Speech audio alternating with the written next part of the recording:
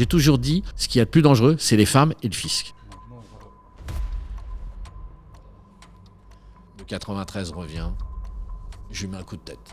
Le truc à jamais faire. Alors réponds à ce con, est-ce que demain t'es riche, est-ce que tu viens faire de l'optimisation fiscale et te faire filmer? Oui, j'ai levé 100 millions d'euros. On m'appelait le Mozart de la finance. Et c'est là que j'ai créé Centurion Motor Oil. Oui, j'entends, ça sonne. Ouais. Comment tu fais 964 millions de chiffre d'affaires? Et là, pour la première fois de ma vie, je vais en prison. Lui, c'est Laurent Fernandez, entrepreneur, businessman, et depuis quelques temps, il poste sur les réseaux sociaux. Voiture de luxe, yacht, top modèle, ses vidéos, parfois un peu provocatrices, divisent. Certains le considèrent comme un génie, comme un entrepreneur hors pair, et d'autres se posent beaucoup de questions à son sujet.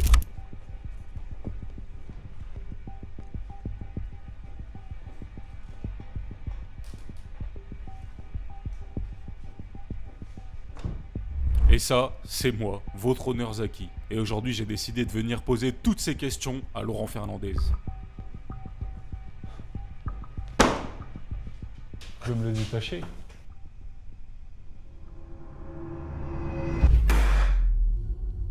Laurent Fernandez, bonjour. Merci d'avoir eu le cran d'accepter mon invitation et de venir répondre à toutes mes questions. Merci Zakaria, mais enfin bon, c'était un peu de la provocation sur les réseaux, je crois que t'as vu que j'ai des couilles et que je suis venu. J'ai rien à cacher. Effectivement, bienvenue. Par contre, je t'ai appelé Laurent, mais c'est quoi ton vrai prénom? Est-ce que c'est Laurent? Est-ce que c'est Pascal? Est-ce que c'est Carlos Nicolisi?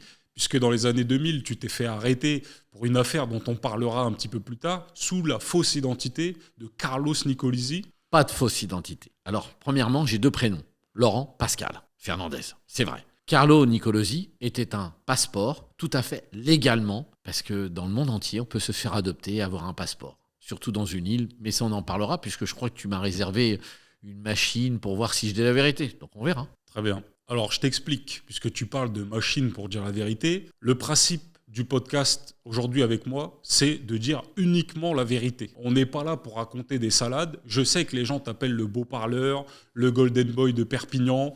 On dit que tu aurais vendu des lunettes à un aveugle. Aujourd'hui, je veux pas de bullshit, je veux pas de salade, je veux uniquement la vérité. Depuis que je suis sur les réseaux, 14 mois, j'ai toujours dit, depuis le départ, faites gaffe les jeunes, ne mettez pas le doigt dans le pot de confiture, faites pas les cons. Donc dès le départ, moi, j'ai fait aucun podcast, aucun truc où j'ai raconté de la merde. Donc là, je suis venu et je vais te le prouver. J'ai aucun problème. Très bien. Eh ben écoute, j'ai ramené un détecteur de mensonges avec un professionnel. On fera ça à la fin de la vidéo. J'aurai quelques questions à te poser donc avec le détecteur de mensonges. Si tu l'acceptes, bien évidemment. Bien entendu. En tout cas, on t'a enlevé les menottes. Donc tu peux fuir quand tu veux du podcast. Il n'y a pas de problème. J'ai remarqué un truc avec les entrepreneurs du net, c'est comme ça que je les appelle, c'est qu'ils se sentent obligés de nous raconter des conneries. Et c'est d'ailleurs pour ça qu'on voit de plus en plus de podcasts, et c'est pour ça que je te dis qu'aujourd'hui, on ne veut pas faire un énième podcast bullshit. Ils nous racontent tous qu'ils ont été entrepreneurs dès leur plus jeune âge, qu'ils ont commencé le business à 5 ans, l'autre à 10 ans. Il y en a un qui nous a dit récemment qu'il découpait les filles en bikini dans les magazines La Redoute, qu'il les collait dans des cahiers et qu'il les revendait aux copains. C'est quoi cette connerie ? Si je te dis ça, tu t'en doutes, c'est que, comme par hasard, Laurent, t'as une histoire un petit peu similaire. Non, rien à voir, rien à voir. On va parler. Bah raconte-moi, tu louais des parcelles de la maison. Alors écoute-moi, j'avais Alors, 13 ans, 14 ans. Moi je suis né à Montfermeil, tout le monde le sait. Bosquet. On a habité allée de la Chapelle aux Chênes Pointus, à Clichy-sous-Bois, donc au Karcher, soi-disant. Bref, mon père a fait des stations de métro, il travaillait, il était maçon, ma mère vendait des chaussures. Et donc ils ont décidé, mon père, de travailler et de faire ses études le soir. Il faisait 14 stations de métro pour aller prendre et devenir ingénieur conseil. Il est devenu et on s'est mis dans une ville bourgeoise qui était le Neuilly du 93, qu'on appelait le Rincy. Et mon père a loué une maison là-bas. Et c'était aux 14 allées du réservoir. Tu vois, je m'en souviens. J'étais jeune, mais 14 allées du réservoir. Et donc, j'avais une voisine qui s'appelait Marie-France et qui se foutait à poil l'été. J'étais un peu choqué, on avait 14 ans, et moi je me suis dit, tiens, il y a du business à faire. Alors, c'est vrai que j'étais un zouzou de première parce que j'avais pas de mobilette, j'avais tous mes potes qui avaient des mobilettes, des Zundap, des KS, des 103 SP, des 51, enfin tous ces trucs-là, et moi j'avais pas. Donc je me suis dit, comment je peux faire de l'oseille? Alors j'avais décidé de tailler dans la haie et de faire, alors comme mon père avait une paire de jumelles quand ils allaient à la chasse, donc il l'avait pris, parce qu'il allait à la chasse avec ses copains,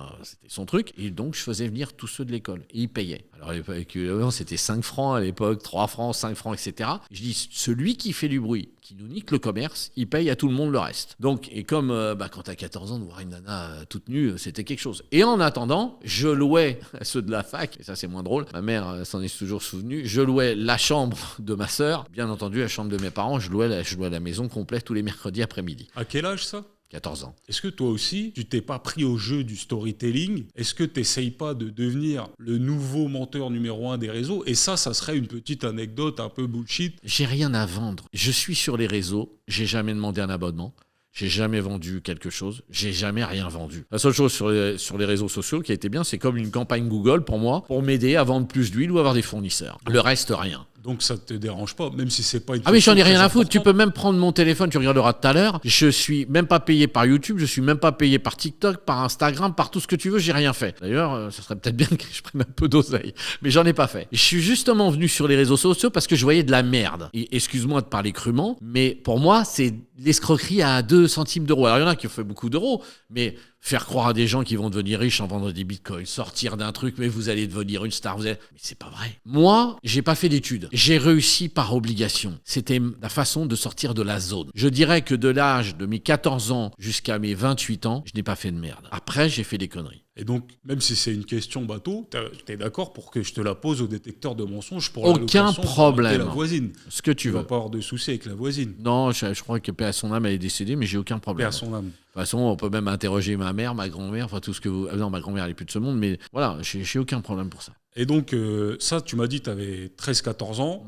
Un peu après, tu es un peu livré à toi-même. Je crois que ton père te met dehors. Disons que je suis pas doué à l'école, c'est pas que je veux pas. Je suis un feignant, ça m'emmerde, ça m'ennuie. Je fais l'école buissonnière parce que j'apprends le dimanche à sortir pour un primeur des caisses, etc. Je me faisais 50 francs, 60 francs à l'époque. Donc, c'était beaucoup d'argent. Et puis, je voyais les fils à papa. Je me suis acheté mes premières Weston. Puis après, j'ai acheté mes premières mobylettes pliées. D'ailleurs, il y en a qui se reconnaîtront, que ça soit Olivier Narfin, Marco de Freitas, Karim, Rachid, moi, bon, et puis plein d'autres que j'oublie, Zoran. En l'occurrence, ce qu'on faisait tout simplement, c'est que j'achetais des mobylettes défoncées et je les revendais à l'époque sur le 51, ça s'appelait Département 93, et j'allais dans plusieurs cases, dans toute la région parisienne pour trouver des pièces et on les remontait et on les vendait. Voilà, rien d'extraordinaire. Ça, c'est ce que tu as fait de tes 16 à tes 28 ans ou tu as fait Non, d'autres choses ? alors jusqu'à 16 ans. Ensuite, à 16 ans, comme je faisais l'école buissonnière, mon père m'a attrapé, m'a mis un coup de paume dans le cul et m'a dit c'est dehors. Donc, j'ai pris dans un premier temps, j'ai été habité chez mon ami Zoran. Il travaillait, était plus vieux, et puis il travaillait dans une imprimerie. Donc, il m'a hébergé. Et puis,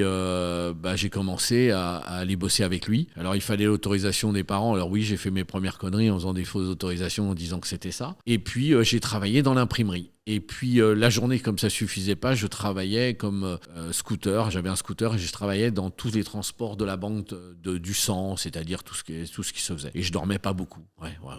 J'ai entendu aussi que tu avais été, pendant cette période-là, agent immobilier. Alors, c'est arrivé plus tard. Ça a duré 2 ans, cette galère. Et à 18 ans, je vais voir mon père et je lui dis, écoute, j'aimerais me lancer... il me dit, mais te lancer de quoi ? T'es un cave. Il me dit, t'as pas de diplôme, t'as rien, t'as voulu arrêter. Ton père, il était dur avec toi ? Ouais. Moi, quand j'étais jeune, j'étais très très bon à l'école jusqu'à temps que mes parents se séparent. Il me faisait pas toucher par terre, il me prenait par les cheveux jusqu'au 2e étage, douche froide si j'étais pas premier. J'étais premier. À quel prix ? Bon, maintenant c'est fini, je lui dois pas. C'était une autre génération. On venait d'Espagne, mon grand-père avait quitté le fascisme, Franco contre les fachos, ma mère de l'autre côté. Ils sortaient de la guerre, ils étaient durs, ils étaient rudes. Mon père était rude. Ouais, c'était un enfoiré. Mais après, maintenant, toutes les années, je comprends. C'est deux mondes à part. Aujourd'hui, on a une expectative, on voit les mômes qui ont plus de respect. Moi, dans la cité, que tu sois musulman, catholique, ce que tu veux, chinois, ce que tu veux, on aidait les grands-mères à monter, les courses, on les aidait, on n'avait pas ces problèmes d'extrême comme on a aujourd'hui. On était tous ensemble et on vivait bien. T'avais même des juifs avec les arabes, avec le reste, on n'avait pas de problème. Je crois qu'aujourd'hui, on vit dans un monde qui a vraiment changé. Et c'est pour ça que sur les réseaux sociaux, j'entends tellement de merde que j'ai accepté.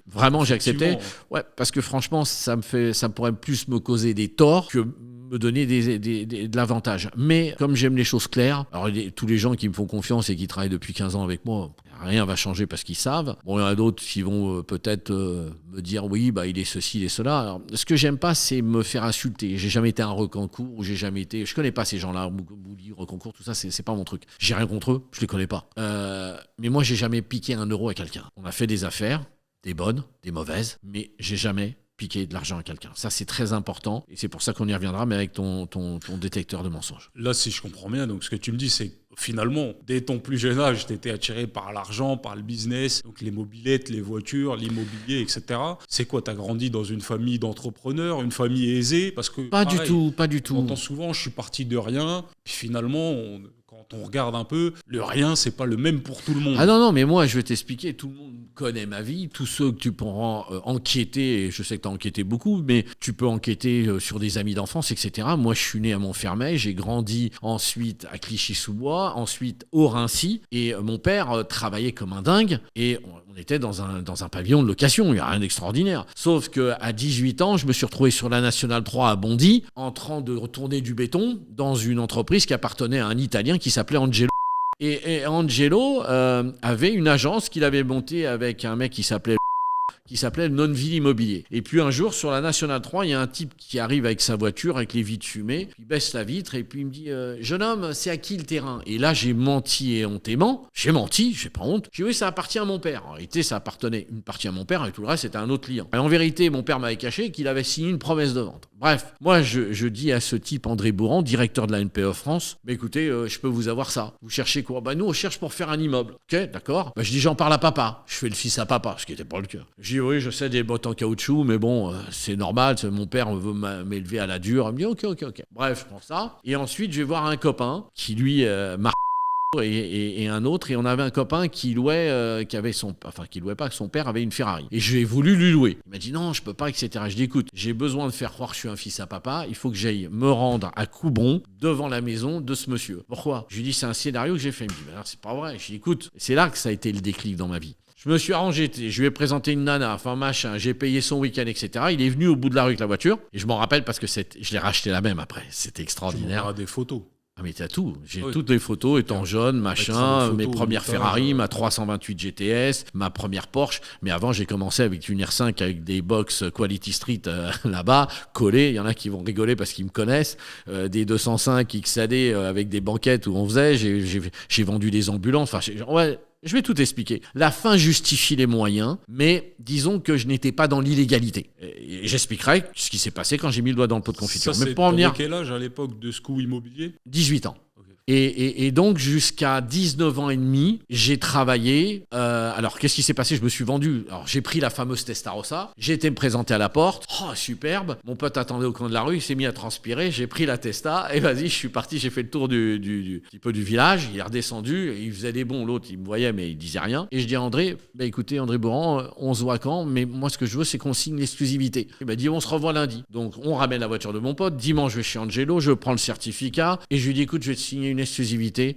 pour un immeuble. Il me dit quoi? Je dis en échange de quoi? Je veux ma commission. Il me dit quoi? Je dis sinon je vais voir directement le père Sanchez chez Century 21. Alors, je vous la fais courte parce que je veux pas parler 10 ans, mais il me donne ça. Il m'a dit ton père, il va devenir fou. Je dis mais je vous ai vendu l'immeuble. Mais il me dit ton père a fait une promesse de vente sur ça. Je dis écoute, peu importe où il va trouver l'oseille, moi ce que je veux c'est comme si je vous demandais 300 000 € aujourd'hui. Il m'a dit on verra. Ramène déjà l'exclusivité. Donc il me fait l'exclusivité. Parce qu'avant, quand tu étais agent immobilier, pour être agent immobilier, il faut une licence de droit ou 5 ans d'activité. Donc moi, j'étais rien du tout. Il m'a mis comme agent commercial et il fallait que je me déclare. Et donc je vais voir André et André me dit t'as pas de registre du commerce, t'as rien, t'es sûr que... Je lui dis ouais. Mais il me dit pourquoi t'as de la tchatch, pourquoi tu fais pas des études pour agent immobilier? J'ai pas d'études, j'ai pas de diplôme. Mais il dit tu peux passer l'AFPI, c'est le niveau du bac, mais si tu bosses, tu peux y arriver. Je dis écoute, on verra. Et puis il me dit moi je t'aurai la subvention pour que tu puisses aller à l'école. Je suis ok. Donc là, tu passes ton diplôme. Avant de passer mon diplôme, je retourne chez mon père. Bien entendu, je négocie, je leur fais du chantage, je leur dis sinon, je m'en vais chez le voisin. Et finalement, ils acceptent de 300 000 à 200 000 balles. Et la première chose que je lui dis, tu me fais un virement chez Charles Pozzi. J'ai acheté une Ferrari 328 GTS, j'ai acheté une Carrera 2. Combien? Du coup, là, tu gagnes combien sur ce coup-là? Au lieu de gagner 300 000 €, on est à 250 000 €. 200 000 € qui me donnent pour acheter une Porsche 911 3 litres 2 et aussi la Ferrari. Et la différence des 50 000, je vais faire la fête en Thaïlande pendant 5 mois jusqu'à temps que j'ai plus rien. Et ensuite, je rentre et je passe mon diplôme après 2 ans. Pas tout à fait exactement, au bout de 18 mois, je bosse comme un acharné et En je fait, sors. Tu t'es dit, l'immobilier, c'est mon truc. C'est mon Autant truc. que je fasse un diplôme là-dedans, Voilà. je suis bon dans ça, je vais faire un Voilà. maximum d'argent. Je pensais, voilà. Donc je me suis mis avec un diplôme de l'AFPI. Et contre toute attente, mon boss, qui s'appelait Angelo, il me dit mais qu'est-ce que tu fous? On ne te voit pas le matin, t'arrives à 16h, mais je ramenais des exclusivités, il se demandait. Parce que moi, j'avais un copain qui vendait à Sevran-Village, il vendait des aspirateurs chez Electrolux. Donc j'ai vu comment il rentrait dans les portes. Donc je me suis dit, de 18h jusqu'à 22h, 23h, jusqu'à temps qu'il me foute dehors, je vais taper à la porte. Messieurs, dames, excusez-moi de vous importuner, on m'a dit que votre voisin vendait votre bien immobilier, c'est pas vous? Ah non, ah bah ça doit être le voisin du dessous, Et j'ai fait comme ça. Et ça, tu fais ça pendant combien de temps? Donc tu étais agent immobilier. J'étais agent immobilier gagnais jusqu'à bien la ta vie. guerre du Golfe en 1991, parce qu'on va arriver, c'est là où je me suis cassé la gueule, et c'est là où démarre, je dirais, une partie exotique de ma vie. Mais alors donc, qu'est-ce qui se passe? J'apprends pour rentrer des affaires, mais ça va pas assez vite. Je veux plus d'argent. Donc qu'est-ce que je fais? Je regarde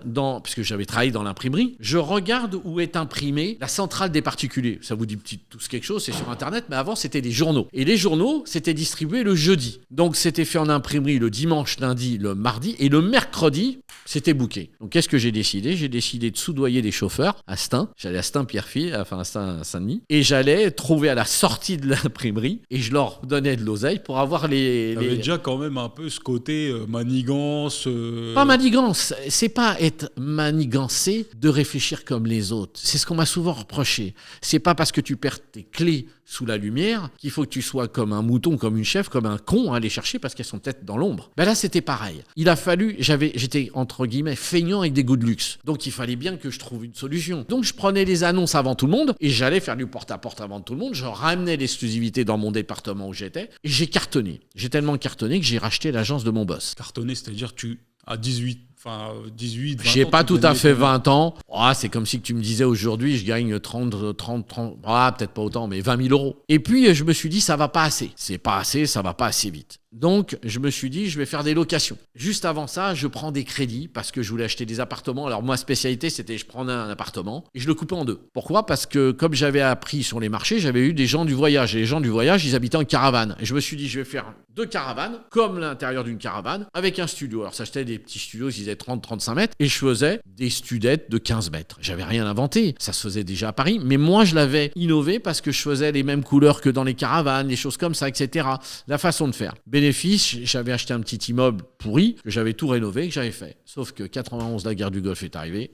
L'agence immobilière se casse la gueule, plus de ventes, crise, c'est difficile. Et donc là, j'ai un huissier de justice qui vient me saisir.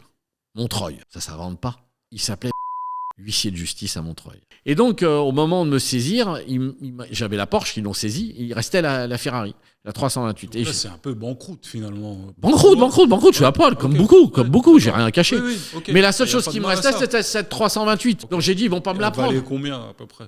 C'est comme si que tu me disais une 328 aujourd'hui, je sais pas, c'est comme si tu avais pas une SF, mais je pense que c'est comme si que tu me dirais, ça vaut 200 000 euros quand même. Donc ça, c'était ton Mais à l'époque, ça valait rien. Voilà, c'était ce qui me D'accord, restait. ok. Et il venait de me saisir la Porsche. J'ai dit, qu'est-ce que je fais? Et donc, je rencontre un de mes potes qui me dit, écoute, moi, je vais immatriculer ma voiture à Luxembourg dans une fiducie. Je savais pas ce que c'était qu'une fiducie. C'est pour ça que j'ai une fiducie maintenant. Une fiducie, c'est une société où on domicilie des entreprises. Et à Luxembourg, il n'y avait pas de taxes. Je l'ai appris, je ne savais pas.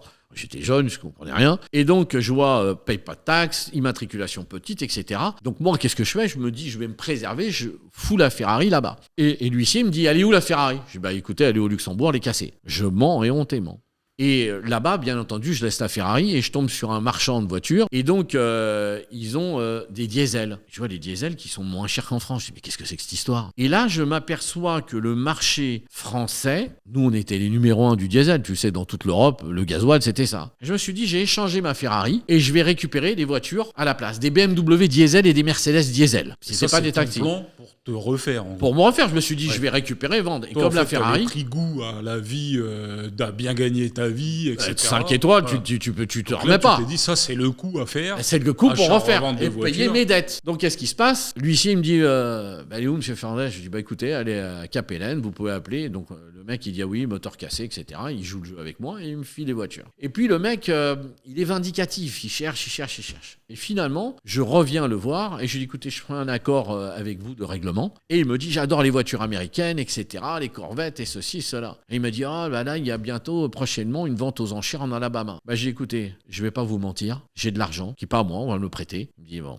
Fernandez, vous croyez que j'ai pas compris le coup de la Ferrari? Bah, j'ai dit, écoutez, allez la chercher. Il me dit, bon, il me dit, qu'est-ce qu'il y a? Je dis, écoutez, moi, je vais vous prendre un plan d'échelonnement, je vais vous payer tous les mois. Je dis, bah, je peux aller en Alabama pour vous. Et donc, je suis parti avec mon copain Emmanuel, et on est parti acheter en Alabama les 3 voitures d'Al Capone. Une seule, Cadillac 1931. Acheté et financé par l'huissier. On a ramené une Corvette LT1. Et là, je cherche pour la mettre, pour la ramener. Donc, on l'a fait revenir des États-Unis, on l'a fait dédouaner, on l'a fait immatriculer, on la met dans son garage. Et puis moi, en même temps, j'avais acheté 2 autres Corvettes. C'est pas un peu gros, ça? Je vais aux États-Unis à 20 ans acheter la voiture d'Al Capone. Pas à 20 ans. J'avais 22 ans, à tout casser. À la vingtaine. Ouais, et tu peux demander à Marc Golin, je crois que sa fille existe toujours, elle va te dire Cadillac 31. Moi, je raconte pas de pipeau. Quand je te dis je sais pas, je sais pas. Quand je dis j'ai pas fait, j'ai pas fait. Quand j'ai dit j'ai fait, j'ai fait. Il y a beaucoup de gens qui m'ont approché, certains comme toi, j'ai eu Netflix, j'ai des gens qui ont voulu faire de ma vie un film. Pour moi, la partie que je vais te dévoiler, et que je l'ai dévoilée à certains, beaucoup me connaissent depuis des années, je n'ai pas voulu parce que j'ai eu honte de ce que j'ai fait comme connerie plus tard. Mais on va en parler.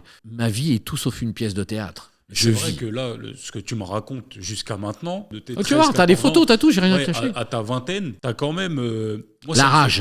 La rage, ça me fait penser un peu à tous les films, Arrête-moi si tu peux. Oui, mais c'est de la carambouille, là, c'est pas de la carambouille. Là, je fais aucune magouille. J'allais dire aussi le Loup de Wall Street, mais pas dans la partie magouille. Je veux dire dans la partie où ces gens-là, c'était des génies de la vente, des génies... Entourloupe, c'est pas le mot parce qu'il est péjoratif, mais t'avais un peu cette manière de évidemment. mettre les gens dans la poche. Tu m'as montré beaucoup de photos avec les célébrités, machin. T'arrives même en des fait hommes politiques, tu l'as bien vu. Sociabiliser avec des hommes même politiques. Des grands policiers, des gendarmes, j'ai pas de problème avec ça. Comment? Parce que ça, c'est un talent.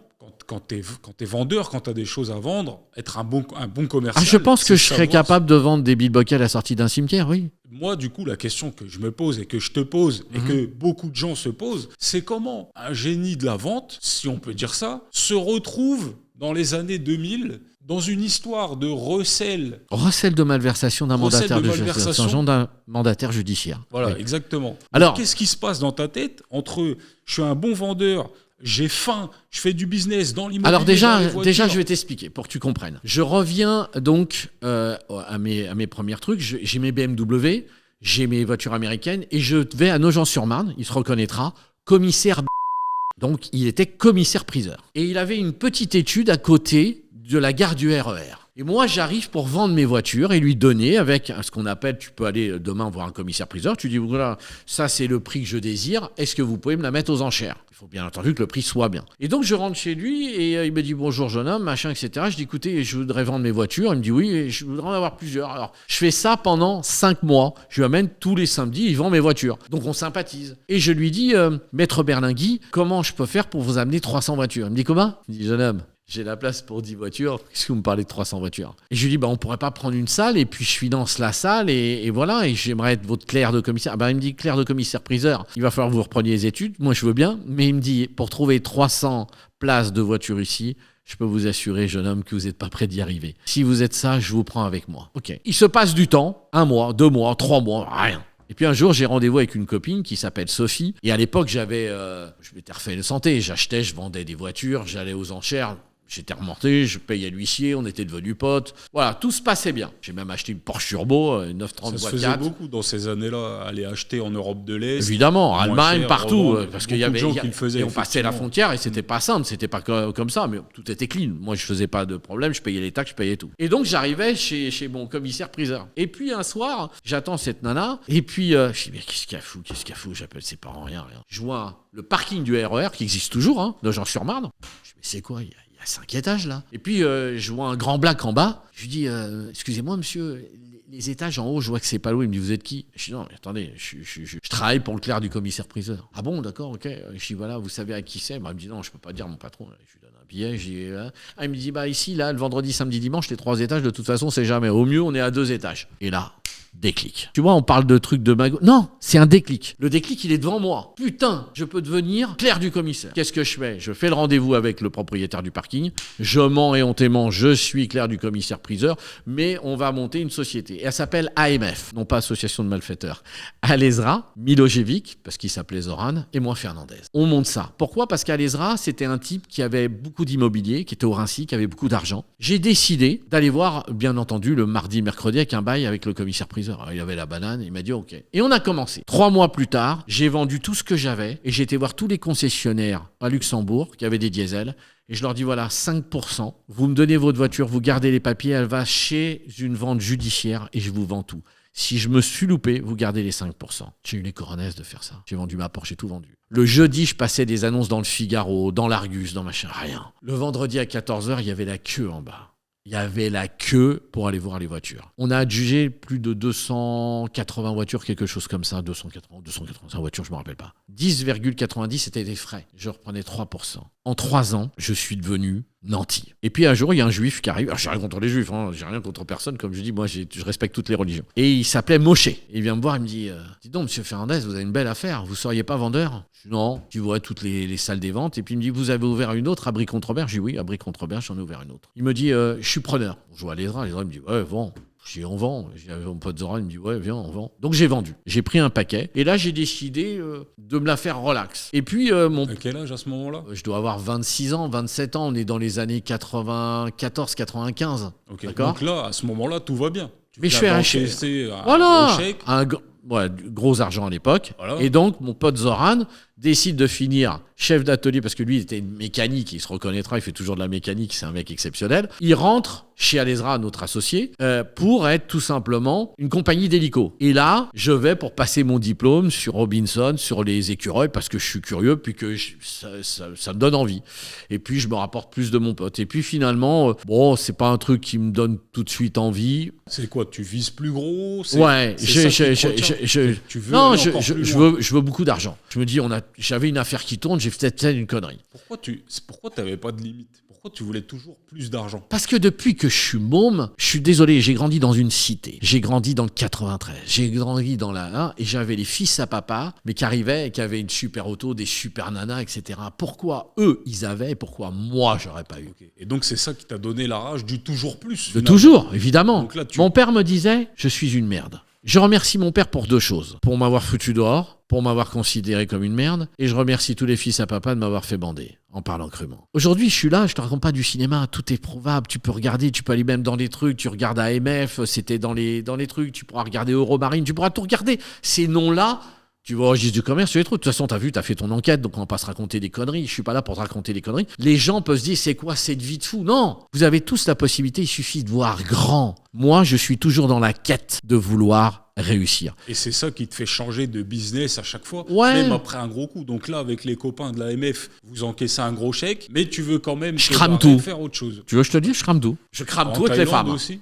Non, là, c'est pire. C'est pire, c'est-à-dire. C'est-à-dire, je fais les Maldives, Pas je de fais... nom, hein, mais... Bon, de toute façon, tout le monde le sait, je crois que c'est un peu passé un peu partout, bling bling. Je traîne avec un peu des showbiz, avec des nanas, avec des trucs. Bon, j'explose mon oseille. Et je vis grand train. Deauville, le Sud, le machin, etc. Pendant pratiquement 2 ans, je dépense tout ce que j'ai. Et je dépense vraiment tout, j'ai plus rien, je suis raide. Et me voilà arrivé avec une voiture, et je finis à Montfermeil chez un type que j'aimais bien au demeurant, mais maintenant qu'il est devenu un petit peu stupide. Mais enfin bon, ça s'appelait Là, Coco. c'est retour au quartier. Là, Coco, Montfermeil, Coco, le roi de l'auto, ça s'invente pas à Montfermeil, Parc Auto. Et j'arrive avec ma dernière voiture que j'avais, c'était une Golf, et je lui échange contre une Twingo avec un jet ski derrière. Et il me donne de l'argent entre les deux. Je dis, qu'est-ce que je vais foutre avec un jet ski ? Ça venait de sortir à l'époque, c'était un peu les trucs d'ailleurs. Donc je redescends à Nogent-sur-Marne et je regarde tous les marchands. Et je tombe sur un jeune mec qui s'appelle Gilles, se reconnaîtra, et son père aussi. Ils avaient un bateau école. Et puis sur à Nogent, ils avaient un bateau, ils importaient la marque Régal des États-Unis. Après à discuter, on a sympathisé, je le vois arriver en Mitsubishi, etc.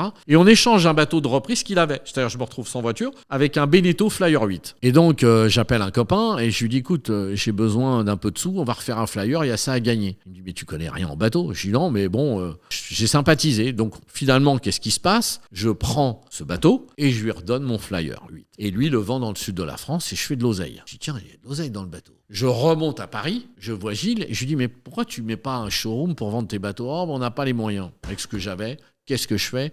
Je vois à Champigny, il y avait une agence de location qui s'appelait Avis. Je loue là et on fait un showroom. Et à partir de là, je fais le premier salon du bateau. Vous pouvez tous vous en rappeler. Et c'est la première fois que je suis sur le salon nautique. Alors, je savais ce que c'était un peu bâbord-tribord. Et je fais un record de 14 bateaux vendus sur le salon. Donc là, t'es reparti. Là, ça y est. Attends. Je vais te raconter ce qu'il y a de plus beau et là, tu vas voir. Dis-moi tout. C'est là où, effectivement, j'ai commencé peut-être à faire le con. Je vois donc l'importateur égalonner avec Gilles, etc. Et j'ai mon vieux copain, David, qui est un vieux copain que j'ai pas eu toutes ces années. Donc maintenant, je lui fais un coucou. Il habitait à Tismons. Et je lui dis, t'as toujours la Lamborghini de ton client ? Il me dit, ouais, j'ai la Lamborghini. Une Diablo blanche. Je lui dis, j'ai besoin de faire le salon nautique, j'ai besoin de la voiture. Il me dit, putain, tu fais chier. Je dis, s'il te plaît. Il me dit, t'en as pour combien de temps ? J'ai eu 20 minutes. Et je tombe sur un Américain et une Américaine. Et donc, j'explique au salon, je dis, voilà, je suis l'associé de Monsieur Gilles.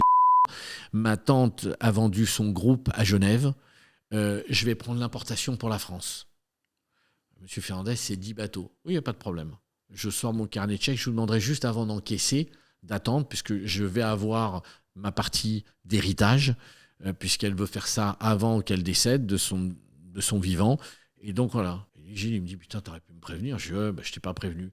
Et je dis, il me dit, mais j'ai entendu un bruit. C'est à vous le bolide qui est dehors ? Son assistant arrive. Je dis, oui, c'est une Lamborghini Diablo. Ah, il me dit, elle est superbe en blanche. Et le mec, il me dit, je peux regarder ? Je dis, mais venez. Hop, je sors, je l'emmène dans la voiture, je fais le tour du périph', travers, machin, etc. Je ramène la voiture. Le mec, il me dit, écoutez, ok. Il signe l'importation. J'avais pas une thune. Chèque, sans provision. Donc, on parle de 10 bateaux. C'est comme si tu me disais aujourd'hui, j'en mets pour 1 million d'euros. Hein. Et là, Gilles, et moi, je tremblais. Je dis, putain, dans quelle merde je me suis mis ? J'ai intérêt à les vendre, les bateaux. Et j'ai fait le salon. Et là, c'est là où j'ai appris à Gilles à vendre. Parce qu'il y a des gens qui arrivent et que moi, je leur disais, bonjour, messieurs, dames, vous êtes venus acheter un bateau sur le salon nautique ? Non. Ah ben, je vous en prie, allez visiter. Oui, on est acheteur. Je vous en prie, mettez votre veste ici. J'avais mis des placards avec des cadenas. J'ai dit, regardez, vous avez les clés. Ça, vous êtes bien. Je savais que s'ils allaient boire ailleurs, ils allaient revenir pour aller chercher leurs affaires. Et je les tenais comme ça. C'est là que tu fais la différence avec les vendeurs. Vous êtes venus sur le salon et tu les bloques pour revenir. Il faut rentrer, il faut comprendre une chose. Quand tu as un client, les 15-20 cm sont primordiales pendant les 3 premières minutes. Si tu sais capter leur intention, tu vas y arriver. Sinon, t'es mort. Tu peux enjoliver, mais tu dois dire la vérité. Donc c'est important. Ça, là, je viens de comprendre un truc. C'est ma force. Fait, Laurent Fernandez, ton but, c'est de nous vendre une formation pour devenir un super commercial. Alors, je viens de comprendre. Non, alors je vais t'expliquer. Ça, je ferai pas. Je t'ai déjà dit que je ferai pas de carambouille. Vous m'attendez tous au tournant. Tu sais, je suis sur les réseaux sociaux. Si je faisais de la merde fiscalement, j'en prendrais plein la gueule. Je suis la tête du clou qui dépasse. Si je payais pas mes impôts, si je payais pas ma TVA, si je faisais des trucs de travers et si j'allais voir des clients français pour leur proposer d'éluder en disant venez dans ma fiducie à Bratislava, c'est la prison. Plus jamais de ma vie, je veux me retrouver devant un juge. J'ai toujours dit, ce qui est le plus dangereux, c'est les femmes et le fisc. Donc c'est pas maintenant. Tu vends les bateaux, tu fais beaucoup d'argent. Je vends les bateaux, je transpire, je récupère mon chèque et on fait. Je m'associe avec Gilles et son père. Sauf qu'il m'a pas dit, c'est que cet enfoiré doit de l'argent à l'URSSAF, à la TVA, etc. C'est pour ça que je me sépare de lui, parce qu'il se casse la gueule.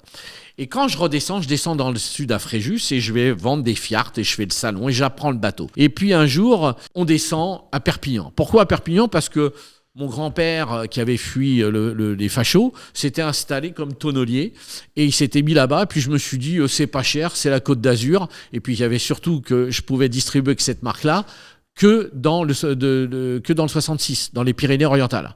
Donc c'était le seul coin où il n'y avait pas la marque Fiat. Donc je me suis installé là-bas, à Saint-Cyprien. C'est là que ma vie a tourné. J'arrive à Perpignan, pays catalan, pays de mes origines, catalanes, puisque de mon père. Et là, je m'aperçois qu'il y a une qualité de vie de fou.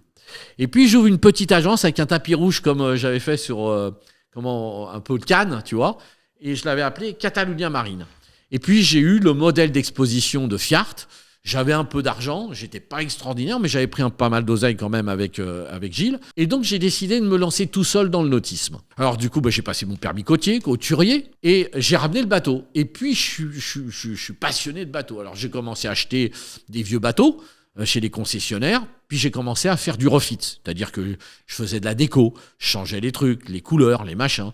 Ça m'a vachement appris. Puis un jour, il y a un mec qui arrive et qui me sort avec une super nana qui arrive et qui me dit je suis Andorran, principauté d'Andorre. me suis dit, il y a de l'oseille.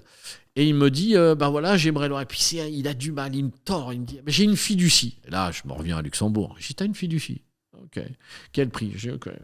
Je dis, tu peux m'expliquer la fiscalité en Andorre? Est-ce que tu as déjà une idée derrière la tête à ce moment-là? D'entrée de jeu. C'est honnête. Tu vois quelqu'un arriver en plaque monégasque. Il a de l'oseille. Pourquoi je vais où il y a les riches? Les riches, c'est là où tu as de l'argent. Le riche ne pue pas forcément. Pour toi, c'était une méthode de gravir les échelons. Mais moi, ils me font bander, ces gens-là. Quand tu as des gens qui font de l'argent, moi, je crache pas dessus, je leur mets pas un coup de clé sur la voiture. Je me dis, putain, pourquoi j'ai été aussi con? Et pourquoi il est moins con? Pourquoi il fait plus d'argent? Entre guillemets. Ouais, moi, je suis pas envieux, mais ça me fait bander. Et par contre, tu te dis... pourquoi pas moi? Pourquoi pas moi? Depuis le départ. Coûte que coûte? Oui, coûte que coûte. Ok. Ça a été Donc, mon problème. À ce moment-là, tu n'avais pas de limite. Non, j'étais jeune. J'étais dingue. J'avais les crocs par terre. J'avais 28 ans. À 28 ans, je voulais que le monde soit à moi. Et le monde est arrivé à moi. J'ai touché les étoiles en peu de temps. Alors, je vous explique comment ça se passe. On est là et il me vend une société andorrane parce qu'il m'explique qu'il n'y a pas de TVA, il n'y a pas ça. Ça s'appelle Tot Pintat, toute peinture. Je l'appelle Autobotlise. Je vais dire pourquoi. Parce que la particularité de l'Andorre, c'est qu'il n'y a pas de port. Tu le sais bien, il n'y a pas de mer, mais on ne paye pas de TVA. Alors, qu'est-ce que j'ai fait? J'ai pris ma petite valise de représentant à la con. Ils ne m'ont pas vu arriver. Et j'ai dit, je suis importateur, donc, pour l'Andorre, pour des yachts. Tout le monde a rigolé au salon de Cannes. Ils se sont dit, bon, s'il en vend un, ça sera déjà bien. Ouais. Ce qu'ils n'avaient pas compris, c'est qu'il n'y en avait pas un seul qui avait pensé à importer des bateaux là-bas. Donc, qu'est-ce que j'ai fait? J'ai pris un garage et j'ai refoutu un bateau. Un 27 pieds, rien d'extraordinaire. Et j'ai mis un 32 d'exposition. Et là, j'ai eu les coronesses à l'époque. Je me suis mis résident andorran, j'ai mis Autobotlise, achetez votre bateau en toute confidentialité, cash, j'avais écrit numéraire possible. Et ça, là on est. Je suis passé dans Topscar, je suis passé dans. Ça, c'est une douille. C'est pas une douille. Là, tu payes pas de TVA. Alors, qu'est-ce qui se passe? Là, les marchands de bateaux, ils vont péter les plombs aujourd'hui, parce que c'est une révélation que peu le savent. Lorsqu'on gagne des bateaux, on a 30% de remise. 30% sur un bateau. Et on a encore 25% sur les options. Donc, qu'est-ce que j'ai fait? Il n'y avait pas de TVA. Donc, vous savez ce que ça veut dire? Ça veut dire qu'en vérité, je leur ai fait 30 points de remise. Mais en vérité, ce n'était pas ça, puisque je n'avais pas de TVA. Donc, je leur ai fait 10 points de remise et ils me gardaient 20. Et je leur disais, sur les options, je vous fais, écoutez-moi bien, 25%. En vérité, j'avais toujours 20%, j'en avais fait que 5%. On est d'accord? Et à partir de là, je te disais, toi, dans 3 ans, quand tu reviens, je te reprends le même prix de ton bateau. Oh, tu marches. Donc, en fait, en vérité, la décode de le montant de la TVA, évidemment. Et là, ils ne l'ont pas vu arriver. Ils ont tous pleuré parce qu'ils ont signé des contrats. Et pendant 4 ans, je leur ai fait la misère du monde. C'est-à-dire, j'ai vendu partout des bateaux. Les acheteurs, ils n'étaient pas lésés, finalement. Ah non, personne n'a été lésé. Non. Et à aucun moment, ça a été lésé. Et c'est là que je suis devenu riche. C'est là où c'est parti. Parce que je connaissais que des gens riches, que de la clientèle. Et là, j'ai commencé. Vente de bateaux, riche, vente de voitures. De manière à te satisfaire. Légal. Ou toujours pas? Non, pas encore. Là, j'achète mon hélico, j'achète à l'époque c'était un Mangusta, j'ai eu des Sunseeker, j'ai eu des Predator, j'achète une maison à Emporia Brava, la plus grande marina privée, à 60 bornes de Perpignan. Et là, t'en veux quand même encore plus? Je dis oui, parce que j'ai pas fait de course auto. Donc là, je me mets à faire de la course auto. Là, je me fais des Ferrari Cup, je me fais toute la totale. Je crame un oseille plus possible. Et je me fais une maison avec mon ex-femme. Je commence à vouloir faire une maison de 650 mètres carrés habitable. C'est parti, je gagne un fric dingue. On m'appelle de n'importe où avec des sacs poubelles, on m'amène de l'oseille. C'est le temps de la France encore avec du cash. Ils arrivaient en Andorre, ils me payaient par sac poubelle, j'allais à la banque, vas-y, je rentrais, je prenais tout l'oseille. Comment ça s'est arrêté? Parce que là, ça avait l'air de bien ça marcher. Ne s'arrête pas. Ça ne s'arrête pas. Tout était légal dans la mesure où les gens disaient ça vient pas de la drogue, ça vient pas de ceci, ça vient pas de ça. Donc tout était bon. Et là, j'ai un ami de la famille. Il me dit, il vient me voir avec mon père, il me dit oh, c'est bien, t'as bien réussi mon fils. Bon, c'est pas mal, mais enfin bon. C'est pas avec ça que tu seras riche. Je dis, attends, papa, dis-moi. J'ai une propriété, j'ai un yacht, j'ai une maison de ça, j'ai ci. Ouais, mais c'est pas comme ça que tu seras riche. Mais il m'a dit, c'est bien, tu bosses beaucoup d'heures, je crois 10 heures, 12 heures, que tu bosses du lundi au dimanche, tu vois ta fille, tu vois ta femme. Je dis, ouais, ça va. Il m'a mis un coup au moral. Mais bon, il repart, je dis, donc tu t'es installé dans le coin? Il me dit, oh, ouais, j'ai acheté une propriété, machin, etc. Et la personne de la famille à côté de moi me dit, oh, c'est pas mal, écoute pas, mais c'est vrai que t'es pas riche avec ça. Et lui, je le revois, je lui dis, mais attends, dis-moi, comment ça, je suis pas riche avec ça? Il me dit, non. Je dis, mais comment il a fait, mon père, pour avoir autant de fric? Il me dit, ton père, il a fait des affaires. Je dis, qu'est-ce qu'il faisait des affaires? Et il me dit, ton père, il a fait du fric dans le 93, il était juge assesseur et il faisait des affaires avec des mandataires judiciaires. Alors, il m'a dit, aujourd'hui, ça se fait plus, mais à l'époque, ça se faisait. On allait déjeuner, on allait voir avec son avocat et on récupérait des affaires. En vérité, ça se fait toujours dans certains milieux. C'est quoi? Qu'est-ce qui se fait? Alors, qu'est-ce qui se fait? C'est très simple. Concrètement. Concrètement, Pas. Tu te casses la gueule, tu vas au tribunal, le juge Zachary arrive, coup de marteau, monsieur, vous avez mis le doigt dans le pot de confiture, vous nous devez tant en URSSAF, en nouveau de TVA, allez, on vous vend, ça va aux enchères. Avant d'arriver aux enchères, ça va chez un mandataire judiciaire. Il appelle le procureur, Lui, il récupère tous les biens. Il récupère les biens, il saisit les maisons, les voitures, il saisit tout. Okay. Et il dit, on va voir si monsieur Zachary n'a pas volé. Okay. D'accord? S'il n'a pas volé, on vend ce qu'il doit aux enchères. S'il a volé, on lui saisit tout et on vend. Je rencontre un dénommé liquidateur qui s'appelle Franck, un jeune mandataire brillant qui est arrivé dans le secteur. Et puis, donc, la personne qui était accolée à mon père me présente ce mandataire. Et là, me dit, écoutez, il me voit, et c'est un mec, il est un peu plus jeune que moi, mais ça match. Et il me dit, mais vous avez quoi? Vous avez un garage aussi de voitures de prestige? Je dis, oui, j'ai des yachts, des voitures de prestige et tout. Et donc, c'est comme un môme, pas un môme, mais c'est un mec qui a fait des études, qui est sorti, qui a un cursus, qui est là, indépendant, et qui a jamais goûté à ça. Donc, je l'emmène en Ferrari, on fait les trucs, mais on sympathise vraiment. Et il veut faire de la course. Alors, à cette époque-là, je faisais même de la course sur terre. Et donc, je l'emmène à passer un week-end. Et là, il est accro. Et il me dit, mon rêve, c'est d'essayer une Ferrari. Vas-y, prends. À ce moment-là, tu le considères comment? Comme un ami? Un pote. T'as pas déjà une idée derrière la tête? Évidemment. Ah oui, toujours. Mais moi, je suis franc. Je suis pas là, quoi. C'est pas mon ami, c'est pas mon frère. T'as toujours en dans tête le business, t'as envie d'un frère? Non, mais attends. Dans le business, t'as envie d'un frère, un ami, achète-toi un chien. T'es pas là pour ça. C'est deux personnes qui viennent pour faire quoi? C'est comme une femme plus jeune qui va te dire, je t'aime. Elle t'aime pourquoi? Parce que tu lui amènes la sécurité, parce que tu lui amènes la qualité de vie, parce que c'est comme ça. Il faut avoir les pieds sur terre. Moi, j'ai toujours eu les pieds sur terre, je sais où je vais. Il y a un moment où j'ai perdu les pédales dans ma vie personnelle. Bon, enfin bref, pour revenir à cette histoire, il me présente ce mandataire judiciaire. Et là, j'ai mis le doigt dans le pot de confiture. Voilà, ce qui était légal devient illégal. Parce que quand on est jeune, qu'on a les crocs par terre et qu'on a 29 ans et qu'on se dit que le monde va être à soi, c'est là où je leur dis, à tous ceux qui regardent, ne faites pas les mêmes conneries que moi. Alors, qu'est-ce qui s'est passé? Zacharia, je te le dis, j'ai fait les travaux dans sa maison. Et en échange de quoi, il a commencé à me donner un premier bateau, puis un deuxième. Puis après, c'était un appartement. Qui venait de saisie. Qui venait avant les saisies. C'est-à-dire qu'il arrivait tous les mercredis, j'appelais ça le régal des enfants, il me sortait des liquidations judiciaires. On a sorti à peu près, je crois, une centaine de liquidations judiciaires. J'ai dû vendre et acheter plus de 259 appartements. Là, à ce moment-là, tu es conscient. J'ai le doigt dans le pot de confiture. Non, parce que tu es conscient sans l'être. Enfin, je pense que je ne suis pas là pour me justifier en disant « Ah ouais, t'as pas fait ». Je savais que c'était pas légal. On va pas se mentir. Mais j'ai mis le doigt dans le pot de confiture et j'ai dit « Je suis pas trafiquant de cam. J'ai pas volé de gens. J'ai pas escroqué personne. Je donne du black. » Ouais. Le fait de ne pas faire du mal à des gens, voilà. C'est ça qui te faisait penser. Non, mais attention, dis-moi. Là, je parle à tous ceux qui vont me regarder. Vous êtes plombier, vous êtes électricien, vous êtes peintre, vous êtes menuisier. Excusez-moi, vous pouvez être même fonctionnaire de certaines choses que je ne dirais pas, qui n'avaient pas des copains, même des copains flics, des copains gendarmes qui travaillaient au black, qui faisaient un peu de trucs, un peu de peinture, un peu de machin. Tous, celui qui te dit aujourd'hui, Zacharia, qu'il ne ment pas, c'est un menteur. Tout le monde ment. Oui, après, il y a tout le monde ment. Entre mettre un petit coup de peinture au black et prendre 200 balles. Je sais. Et refourguer des bateaux saisis. Ouais, mais c'est le même principe. C'est toi qui te mets des limites dans ta tête. T'as remis le doigt dans le pot de confiture. Moi, je te dis qu'aujourd'hui, tu as un juge d'instruction, il vient, que ce soit un abus de bien social à 100 000 ou pour 10 millions, il n'y a pas de différence. Tu as mis le doigt dans le pot de confiture. Et moi, j'ai pas mis le doigt, j'ai mis le coude. C'était ça le problème. Alors là, j'ai vu grand. Jet de location, yacht, machin. Là, tu palpais combien, là?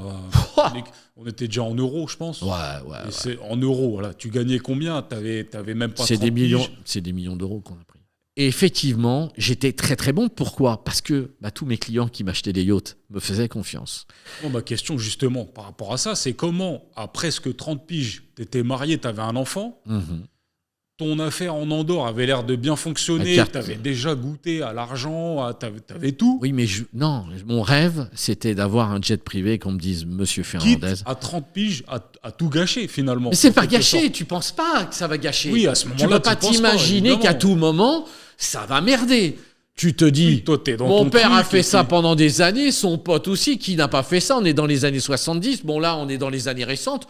On est en 2026. Je vous parle de cette affaire qui m'a pourri 20 ans de ma vie. Elle est de 98. On s'est fait arrêter en 2004.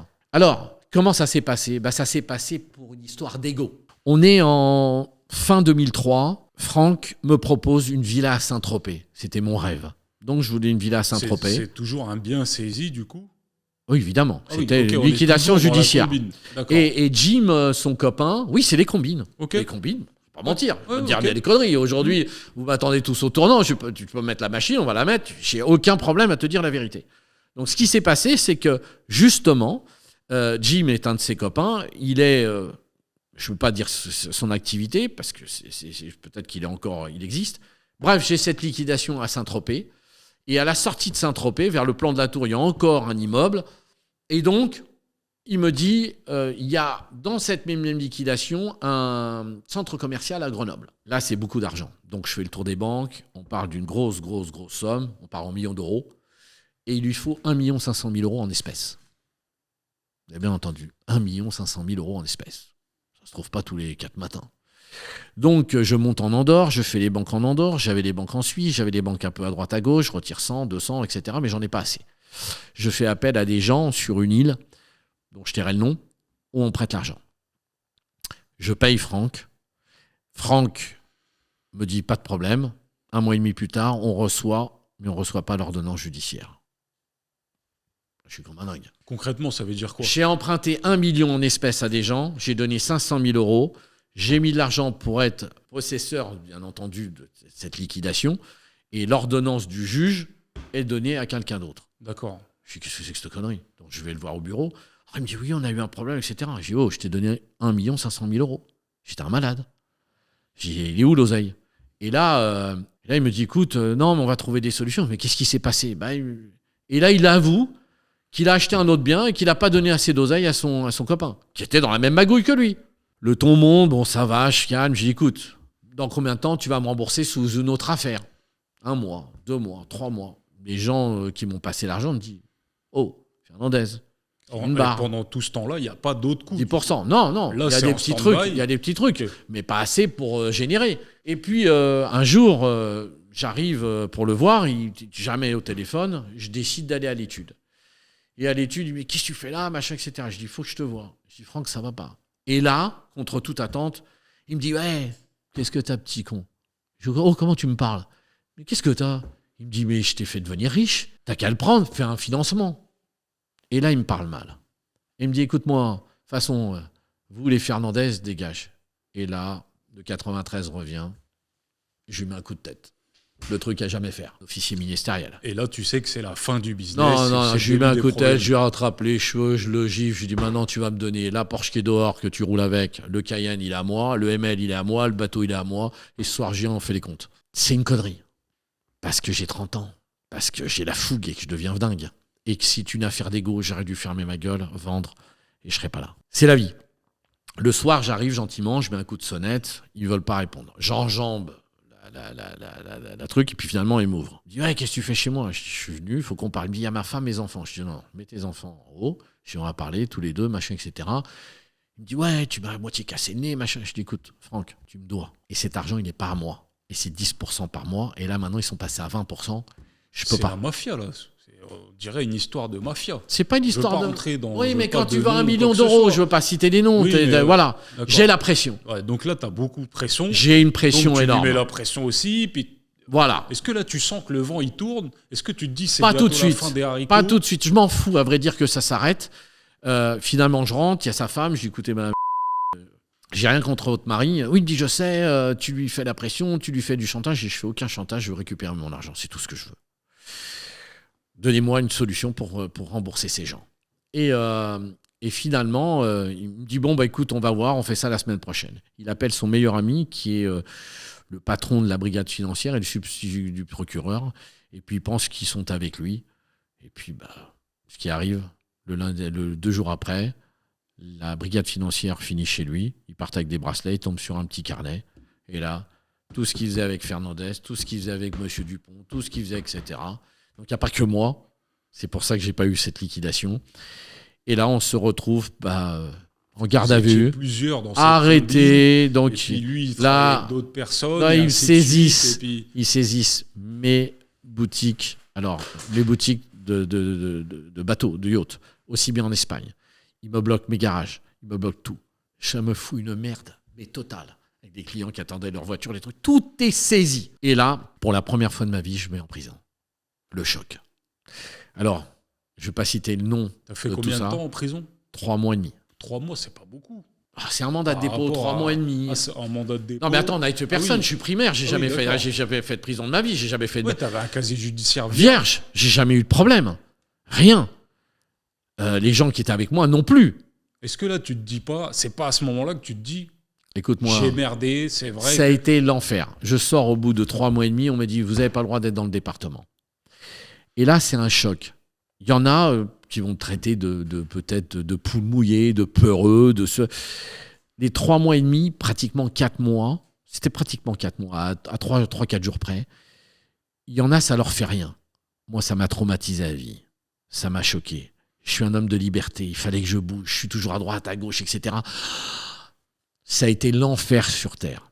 Et je suis sorti avec un avocat qui s'appelait Maître, qui se reconnaîtra, et on l'appelait l'équivalent de Elliot Ness, parce que c'était un mec droit.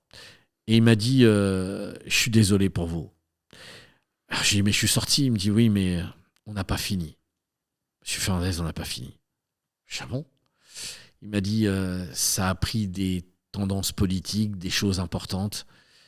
Vous avez des élus, vous avez beaucoup de choses. Il m'a dit, ça risque de faire mal. Je dis, comment ça? Alors, il me dit, entre 3 et 5 ans. J'ai dit, quoi? J'ai tué personne. Ça, c'est ce qu'on voit. Il y a un article qui traîne sur Internet qui date de cette époque. À cette époque où il y a écrit Franck Armoline, toutes les liquidations judiciaires. Pascal Fernandez, condamné à 5 ans et qui a fait 3 ans. Alors, c'est pas ça. C'est 5 ans de mise à l'épreuve et ce n'est pas. Et c'est 3 ans, mais dont 2 ans ferme. Et 2 ans ferme, c'est aménageable. Donc, mais on n'en est pas encore là. Donc, j'ai dit, on va faire appel. On va trouver une solution. Donc, je monte à Paris. Parce que j'ai pas le choix et donc il faut que je trouve un boulot. Donc je me mets à revivoter, à acheter quelques voitures, à essayer de vendre, etc. Là tu te dis par contre je vais faire les choses à droit chemin. Là tu as appris de ton erreur. Évidemment, prison, peur bleue, évidemment, traumatisé. Est-ce que tu te dis, parce qu'on dit souvent que la prison c'est l'école du crime, est-ce que en sortant de prison tu te dis pas, faut que je sois plus malin en fait? Est-ce que tu ne dis pas je vais refaire un coup, mais cette fois je me ferai pas attraper? Non. Est-ce que c'est pas ça ton état d'esprit? Non, pas du tout. Je suis traumatisé, j'ai eu peur. Franchement, pas bien. Et puis avec tout ce qui t'est passé dans les journaux, j'ai honte. Alors je me suis séparé de mon ex-femme. Ma petite fille, je la vois plus. Elle avait 4 ans, 5 ans. C'est l'horreur pour moi totale. Je m'en remets pas. Je déprime, je suis pas bien, je vais pas mentir. Je suis vraiment au bout du rouleau. Je vends des voitures et à ce moment-là, je tombe sur les gens à qui je devais l'argent. Les 20%. Et là, ça part vraiment en sucette. Je finis dans un coffre de voiture. Ça a été signalé par le juge. Et là, on me dit, maintenant, tu n'as pas beaucoup de temps pour nous rembourser. Voilà, Zacharia, comment ça s'est passé. D'une histoire complètement dingue, rentre une autre histoire dingue. Et puis quand on monte les photos de ta fille, de ta mère, et qu'on dit, t'as 1 mois pour trouver des solutions, qu'est-ce que vous voulez que je fasse? J'ai été revoir les autres mandataires judiciaires que je n'avais pas balancés. Et je leur ai dit, il faut m'aider. Et rebolote, ça ne s'arrête pas.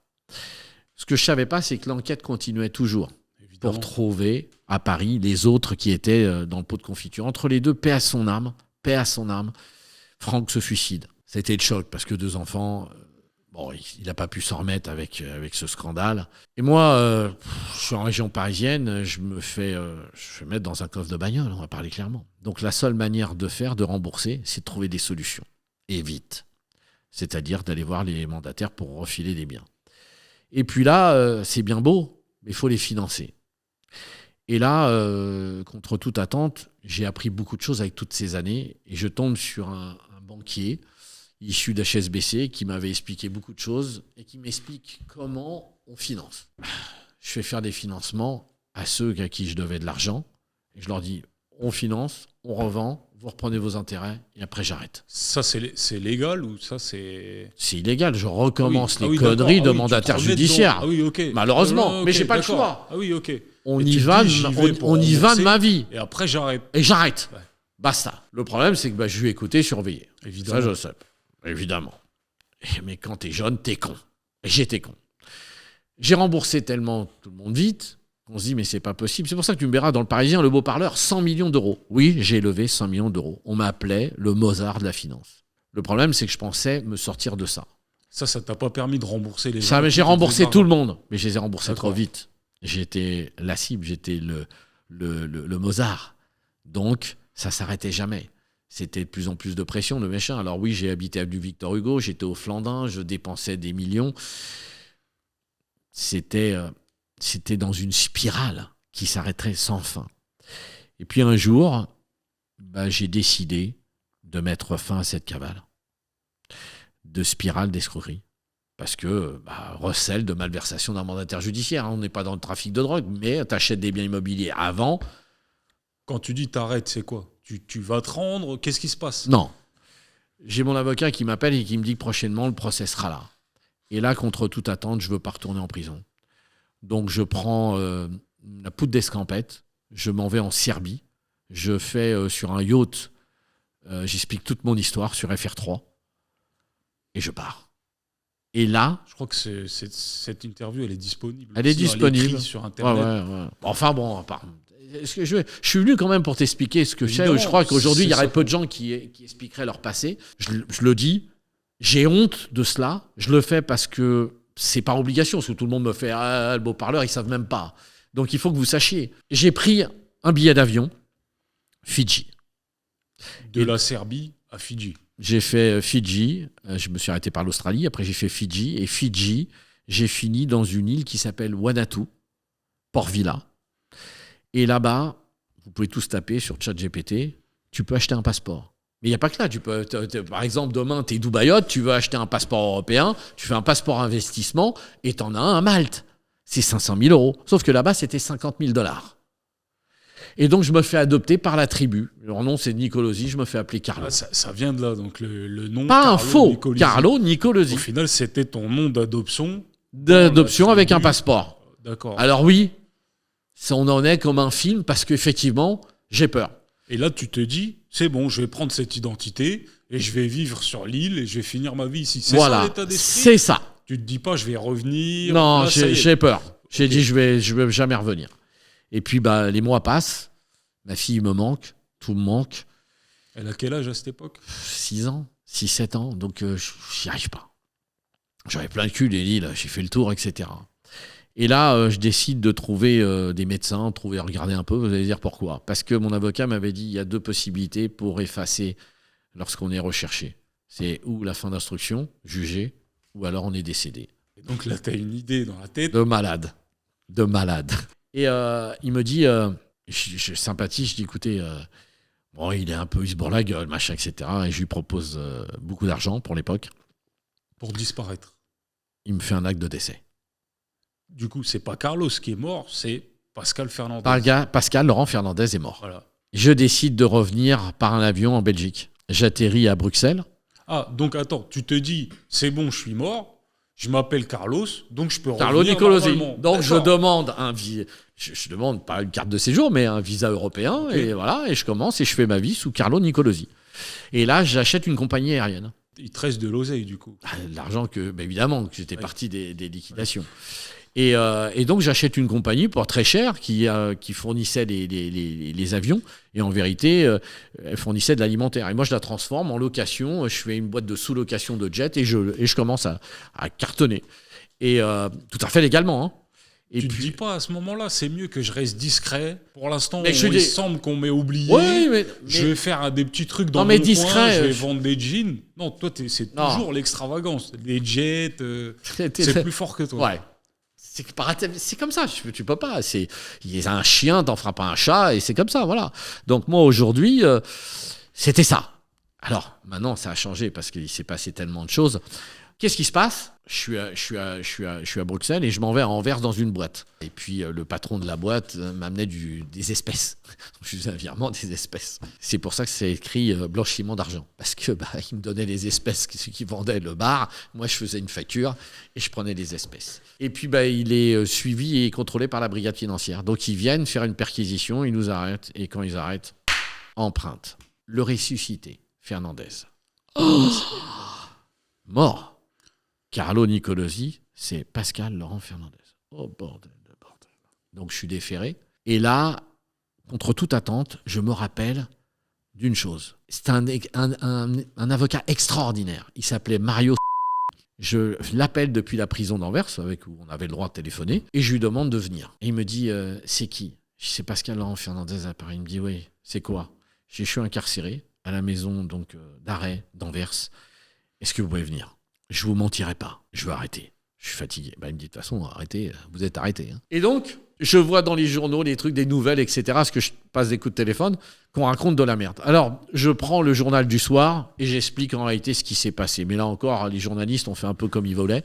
Ils n'ont pas mis tout ça. Alors, je n'ai pas eu de faux passeport. J'ai eu effectivement blanchiment par rapport à ces espèces. J'ai eu recel de malversation de mandataire judiciaire. Et je suis donc transféré à Paris, chez un grand juge, dont je tairai le nom, qui, lui, m'a demandé tout, comment j'avais monté, comment j'avais fait, ce que j'avais fait. Et le type a vu que j'étais sincère. Il me dit, mais attendez, on a une attestation d'un gendarme qui dit qu'il est prêt à vous héberger. On a un huissier, on a ci, on a ça, on a ça, on a ça. Il me dit, j'arrive pas à comprendre. Vous étiez primaire et vous êtes parti de... Je dis, oui, j'ai eu peur. Et finalement, le juge voit que je lui mens pas. Et bien entendu, récupère tout l'argent. Parce que pour moi, l'argent, c'est que le taxi de la liberté. Et puis j'en ai marre. Je suis fatigué, sa carrière. Très, très fatigué. Et là, la fin s'arrête. Et donc, je suis transféré au quartier VIP, pas VIP, au 2e étage, à la santé. On se revoit, je lui explique tout. Et je lui explique le mécanisme. Donc, on est en 2009. Et finalement, il m'accorde donc de faire ma peine en prison semi-liberté. Voilà. Donc, je dors à la prison et je sors le soir. Et Par contre, là, tu n'as plus d'argent, tu n'as plus une thune. Plus rien. Là, tu repars vraiment à zéro. Voilà. Donc, je finis à côté du Mans pour vendre des piscines. Est-ce que tout ça, ça t'a pas refroidi ? Complètement. Et tu te dis finalement, je vais changer de vie. Trop loin dans le business. Je vais changer de vie. Voilà. Et donc. Totalement. Je change de vie. Ok. Et du coup, tu choisis quoi pour changer de vie ? Parce qu'il faut. Je prends un boulot à vendre des piscines. Alors, tu parles au Mans avec la flotte. Bon courage, à Angers. Et puis. Je me fais chier, il se passe une année, il se passe 2 ans, puis un coup de téléphone. Monsieur Fernandez, vous êtes convoqué au tribunal de Bratislava. J'ai rien fait, c'est bon, j'ai arrêté les conneries, c'est fini. Oui, pour un divorce. Et donc, qu'est-ce qui se passe ? Je vois une petite nana qui sort, la copie de Claudia Schiffer. Ça s'appelait... Oh, je vois, c'est un avion de chasse, mais belle. Et je vois mon avocat qui me dit, tenez, je vous présente... Et donc, belle comme le jour, elle me dit, j'ai une agence de modèles, mais je fais le salon de l'armement. Je mets des stewards, des stewardesses, je mets ci, je mets ça, je dis ok, d'accord. Et puis j'ai une agence aussi où on fait de l'événementiel, machin, etc. Et elle me dit, j'aimerais avoir quelqu'un qui connaît en France ces choses. Je dis, je connais. Et elle me dit, je vous commissionne. Je dis, combien ? Elle me dit, je sais pas, par 500 000. Je dis, attendez, je suis pas l'aune, moi. Ça marche pas comme ça, c'est 30%. Elle me dit, mais j'ai jamais donné 30% à un homme, c'est pas maintenant que je vais donner. Avec moi, c'est 30% en rien. Donc, je devais rester 48 heures à l'hôtel. Et finalement, j'ai un copain qui me passe sa Ferrari là-bas, sur place, parce qu'il était monté pour faire une immatriculation. Il y a toujours une Ferrari à un moment donné. Ça a été toujours le doigt dans le pot de confiture. Et c'est pour ça que j'ai dit, demain, je pourrais être milliardaire, je n'achèterai plus jamais de Ferrari. Parce que j'ai eu les Ferrari, mais à chaque fois, ça m'a porté l'œil. Et là, ça m'a pas porté l'œil à ce niveau-là. J'ai un copain qui habite là-bas, qui est français. Et il me dit, ok, machin. Il me dit, je t'ai vu avec la blonde, là. Je dis, ouais, c'est un avion de chasse. Et il me dit, ouais. Il me dit, fais attention, c'est une maline. Je suis ok, d'accord. Bon, bref. Je sympathise avec. Et puis ensuite, elle me dit, non, c'est 15%. Je dis, non, c'est 25 derniers carats. Et elle accepte 25. Et elle prend l'avion. Elle arrive à Nice. Et là, je l'emmène à Monaco. Et je l'emmène au Billionnaire. Donc je le vois, salut, et je lui dis, écoute, je te présente ma fiancée, je la prends par la main, elle dit, elle pique son phare, je dis, voilà, on va te mettre des images modèles, etc. Alors Moi, les images modèles dans une boîte de billionnaire, ça veut dire que, attention, pas de prostitution, je veux pas d'histoire de merde. Donc, on lui demande la sécurité, on loue plusieurs appartements, mais les gars, ils avaient des faux téléphones, ils faisaient des vidéos, les trucs, les Là, machins. ça y est, là, tu te dis, je suis reparti dans le business. Normal. J'ai trouvé un truc qui fonctionne, on est reparti. Pendant 3 ans, je développe sa boîte. On fait les mariages de luxe, on fait à Monaco, on fait Cannes, on fait Nice, on fait tout ce qu'il y a jusqu'à Saint-Tropez. Là, tu gagnes bien ta vie. Je gagne bien ta vie. Ou- Non, rien. Mais est-ce que tu as toujours le syndrome du toujours Oui. plus à ce moment-là? Oui, ça revient. Mais je paye mes parties civiles. Je suis salarié à 2468 € par elle, d'accord? Et elle me dit, je peux pas te donner plus, sur le reste, on va mettre de l'argent de côté. Je lui dis, écoute, de toute façon, moi, ce que je veux, c'est repartir et payer mes casseroles et finir de cette vie de merde. Je dis, même si je suis plus en France, comme ça, c'est terminé. Et donc, on avance. Pendant 3 ans, je fais un carton avec sa boîte, qui s'appelait Golden Agency. Je suis partout sur la Côte d'Azur. Mais après, je fais Courchevel, je fais les stations de ski, etc. Et là, je monte un magazine qui s'appelait Asia. Enfin, je fais plein d'activités en même temps, mais toujours dans l'événementiel. Donc, je fais les mariages. Attention, les mariages de luxe, quand je faisais les Russes, c'était 150 000 € minimum de marge. Et puis un beau jour, on est avec sa mère un dimanche et elle bosse comme compta. Et là, elle m'explique toute la fiscalité. Ça fait 3 ans, 15% de taxes, pas d'abus de bien social, pas de machin, pas de ceci. Je dis, mais c'est devant moi, espèce de con, réveille-toi. Et là, je vais voir ma juge d'application des peines. Je dis, voilà, je travaille pour 2468 là, mais je veux monter une fiducie. Je sais que j'y ai pas le droit, mais je vais travailler pour ma... Je ne veux pas qu'on considère que c'est moi qui ai un gérant de fête. J'ai peur de tout, de mon ombre. Et puis on reçoit des gens. Puis il y a des gens qui arrivent, qui nous disent j'ai telle activité. Donc je commence à présenter les sous-traitants, les comptables, les machins, etc. Ce que je fais actuellement. Et là, il y a un mec qui vient et il vient avec un copain qui s'appelle Sylvain, qui est dans l'automobile, que vous avez vu, qui est un mec super et que j'apprends à sympathiser, le mec carré droit. Il m'amène un mec qui s'appelle Raphaël, qui vend des lubrifiants moteurs. C'est la naissance de Centurion Motor Oil. Elle vient pas comme encore. ça, elle vient comme un accouchement. Ce type a des dépendances, je dirais, toxicomanes. Il me dit, trouvez-moi des contacts en Slovaquie, trouvez-moi des contacts en Autriche, je vous donnerai entre 500 et 1000 € par camion. Je vois un copain arriver, je lui présente tout le monde, il se passe 2 mois, 3 mois, au bout de 3 mois, j'ai mon pote, il me dit, bon alors t'es content? Je suis content de quoi? Il me dit, 14 camions. Je dis quoi? Donc il me devait 14 000 €. J'appelle mon pote Sylvain, je dis, vas-y, amène-moi le touriste. Et quand il arrive, je dis, alors, tu m'as escroqué, ça. Et je prends le cousin de 2 mètres, policier. Je dis donc, c'est escroquerie. Et escroquerie ici, c'est 15 ans ferme. Vous choisissez. C'est pas la France ici, c'est trafic de drogue, c'est 80 ans, viol, c'est 60 ans. Enfin, c'est des peines de malade. Il panique, il me paye. Je dis OK. Je dis maintenant, toute la comptabilité de retard là. Ah, j'ai pas. OK, casse-toi. Qu'est-ce que je fais? Je vais voir le comptable, je le paye. J'ai dit, donne-moi toutes les factures. Facture d'achat, facture d'entrée. Ben voilà, le soleil brille. Il est là, il est devant. Donc j'explique à ma juge en France en disant, écoutez, voilà, on est en 2012. Je dis, écoutez, je vais me lancer toujours avec Petra dans la partie des lubrifiants. Elle me dit, oh, du moment que vous payez plus des parties civiles, elle me dit, il n'y a pas de problème. Mais j'ai tellement peur que je lui donne ce que je fais, mes relevés bancaires, où je vais, etc. Mais elle me dit, attendez, j'en fais tellement qu'elle se pose des questions. Je dis, non, j'ai peur. Je ne voulais plus remettre là-dedans. Et j'ai quelqu'un qui va changer toute la face de ma vie. Il s'appelle Joseph. C'était mon voisin, il avait 42 ans. Il me dit, écoute, je sais que tu n'as pas vendu de drogue, je sais que tu n'as tué personne, je sais que tu n'as volé personne, mais tout ton truc, est-ce que ça méritait ça? Je dis non. Il me dit, pourquoi tu viens me voir? Je dis, j'ai besoin d'argent. Il me dit, tu me charries? Je dis, j'ai besoin d'argent. J'ai besoin que tu me prêtes 100 000 €. Il me dit, attends, j'ai vendu ma maison de campagne, on a vendu 120 000. Je dis, j'ai besoin, Jojo, que tu me passes 100 000 €. Il me dit, c'est pourquoi faire? Je veux lancer une entreprise dans les lubrifiants. Et je l'appellerai Centurion. Parce que la dernière carte que j'avais, Black Amex, elle s'appelait Centurion. Et je vais l'appeler Centurion Motor Oil. Et puis après, j'ai été revoir un copain huissier que je tairais. Et puis ensuite, j'ai été voir un ami d'enfance. Ensuite, j'ai été voir un copain serbe, parce que c'était à l'époque de Zoran, mais c'était pas lui, mais c'était un copain. Et ensuite, j'ai été voir le cousin de policier, son oncle, tout le monde. Et j'ai ramené 400 000 €. J'ai acheté 3 camions. Alors, c'est quoi l'huile? C'est des bidons d'1 litre, de 5 litres. Zaccaria est bidon de 200 litres. Ça, c'est ton activité actuelle aujourd'hui? C'est mon puisqu'on activité voit sur que les j'ai réseaux créée. que C'est tu ça. partages des bidons d'huile, etc. C'est ça. C'était ça. Et c'est là que j'ai créé Centurion Motor Oil. Et oui, j'entends, ça sonne. Ouais, ça tombe bien, on a un coup de fil. Comment tu fais 964 millions de chiffre d'affaires? Très simplement, Centurion, Motorola, Slovaquie. Ça, c'est l'holding. Ensuite, ici, on a la Slovénie. Ici, on a la Serbie. Ici, on a la Bosnie. Ici, on a la Croatie. Ensuite, ici, Roumanie. Ensuite, ici, Hongrie. Ensuite, ici, on a exactement Tchéquie. Ensuite, ici, on rentre dans l'exotisme Moldavie. OK? Ici, Transnistrie. Et ensuite, Albanie. Et ici, Bulgarie. Mon idée est la suivante. Je vends de l'huile. Je l'achète en France, en Espagne et ici, Portugal. Les 3 pays les moins chers. J'achète hors taxe et je vends à tous ces pays en hors taxe, bien entendu, à un réseau de distribution que j'ai mis. Ça représente 15 camions par jour.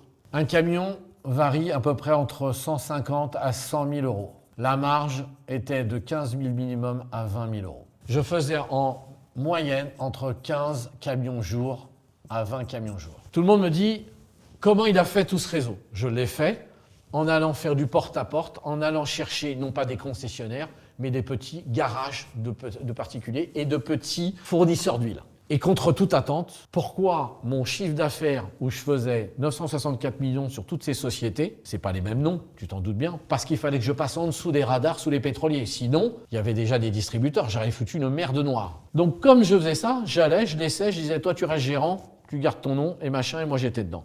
Et on faisait 5,9 millions de dividendes. Et d'un seul coup, qu'est-ce qui est arrivé? Le Covid m'a tout niqué. C'est que tout le monde ne me comprenait pas pourquoi j'étais en Transnistrie et en Serbie. Parce que je vendais aux Russes. Ils ont tous cherché où je vendais mon huile. Je vendais en Russie. J'en ai vendu en Corée. J'ai vendu dans des endroits où on n'allait pas. En Tchétchénie et ailleurs. C'est là pourquoi j'ai fait ça. Et vous regarderez sur Google, quand vous tapez Centurion Motorola, il y a un petit truc qui s'écrit Fintax en blanc.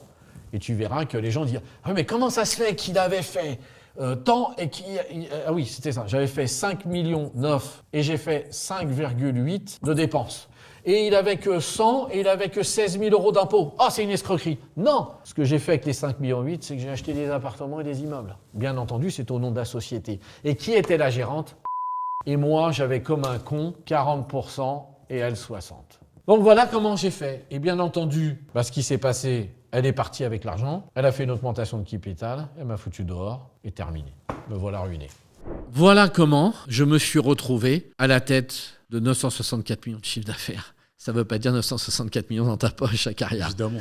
Il y a 5,9 millions et ensuite après il y a les taxes, mais pourquoi on faisait? Parce qu'on achetait beaucoup de biens immobiliers, beaucoup de ça. On vivait grand train, tout à fait légalement. Je suis passé au yacht, acheter, revendre des yachts, C'est etc. bien de clarifier parce que sur les réseaux sociaux, on voit souvent cette anecdote un peu sortie du contexte. Je ne sais pas si dans la vidéo où tu dis ça, tu expliques en détail comme tu veux faire. Non, mais parce que ça bien regardait qu'on le fasse. personne pour que les gens savent aujourd'hui. Maintenant, la question, c'est que la première partie de ta vie, c'est un véritable film, on te croit ou non. Ensuite, Il y a les preuves, de toute façon, c'est Bien sur sûr. Google, c'est sur partout. Donc. tu vas un peu en prison, et puis tu décides Malheureusement, de oui, te ça c'est honte de relancer, ma vie. tu décides de te refaire. Aujourd'hui, t'as 58 ans. 58 ans et j'ai tout recommencé au nom de Laurent Fernandez parce que j'ai utilisé mon deuxième prénom en accord, bien entendu, avec la justice pour avoir une paix et l'oubli. En vérité, je suis resté sur les réseaux sociaux, personne ne vous auriez vu. Si mon ex-femme, parce qu'elle a eu la rage que je me bats, parce que j'ai toujours dit un genou à terre, pas un genou sous terre, et je me suis battu pour mes enfants.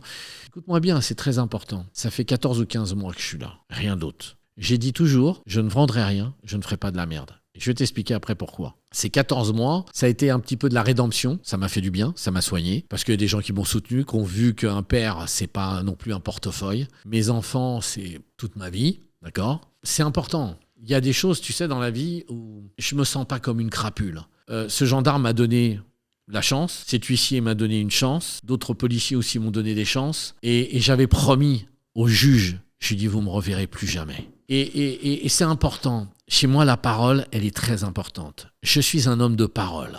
Je suis loyal. Et c'est pour ça que j'ai pas pu rester avec les femmes que j'étais, celles qui m'ont trompé. Elles sont parties. Mais finalement, c'est moi le grand gagnant. Puisque aujourd'hui, je sais de quoi je suis fait. Alors, c'est évidemment, j'ai pas d'argent.